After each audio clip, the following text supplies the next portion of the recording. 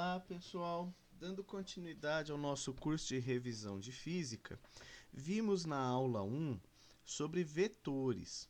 E agora na aula 2 nós vamos estudar sobre os versores. Então nós vamos primeiro entender o que eles são e depois compreender a aplicação dos versores, por que eles são importantes.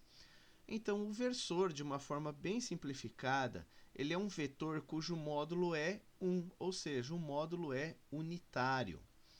Mas para que serve um vetor de módulo unitário, um versor?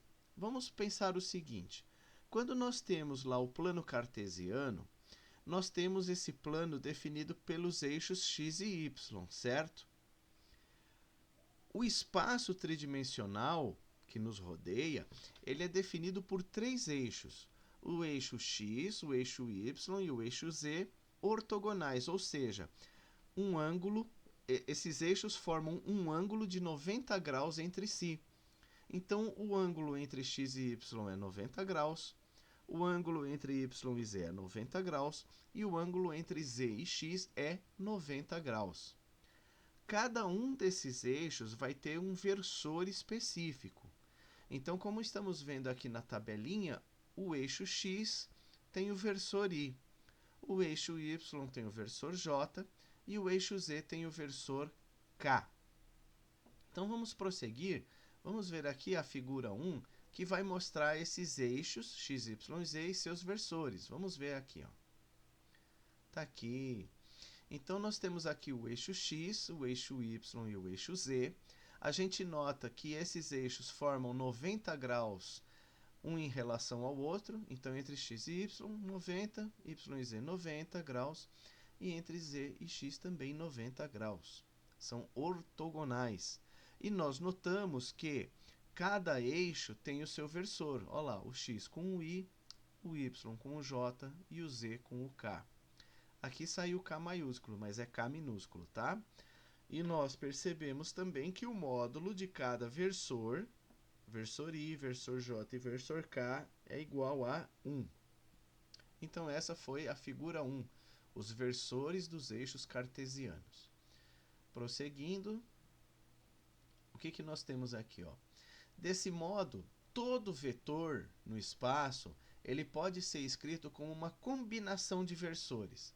Então, se a gente pegar um vetor U genérico, que seja tridimensional, esse vetor U ele pode ser escrito da seguinte forma. Olha lá, o vetor U é igual a vezes o versor I, mais B vezes o versor J, mais C vezes o versor K.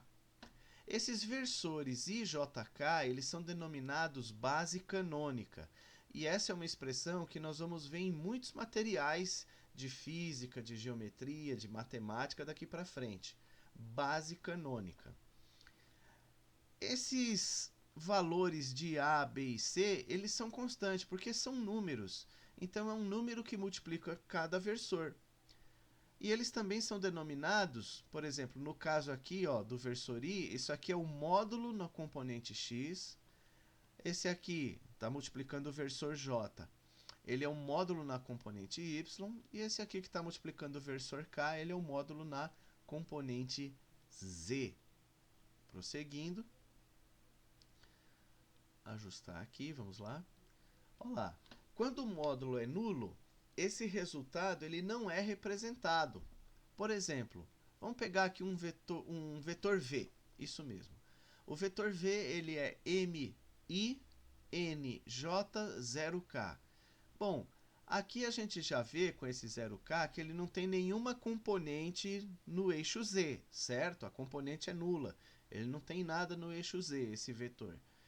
E a gente então pode escrever ele da seguinte forma: V é igual a MI, M versor I, mais N versor J. Ou seja, eu não preciso ficar representando quando o módulo é nulo. Uma outra notação que é mais compacta e também é muito utilizada é a notação por parênteses. Então, por exemplo, se eu tenho aqui um vetor W e ele é 2i mais um j, eu posso escrever ele dessa forma. Vetor W é igual a abre parênteses 2,1 fecha parênteses. Aqui está sendo mostrado isso, olha. Vetor W ele pode ser representado dessa forma aqui, com os versores, ou dessa forma com parênteses, que é uma forma mais compacta. Da mesma forma, vamos pegar um vetor V1 que seja tridimensional. Vamos lá.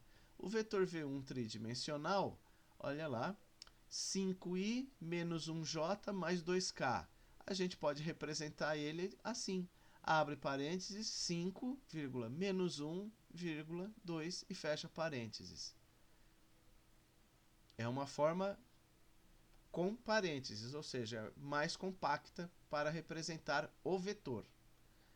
E sobre os versores, nós temos aqui uma outra notação que nós usamos muito com flechinha, certo?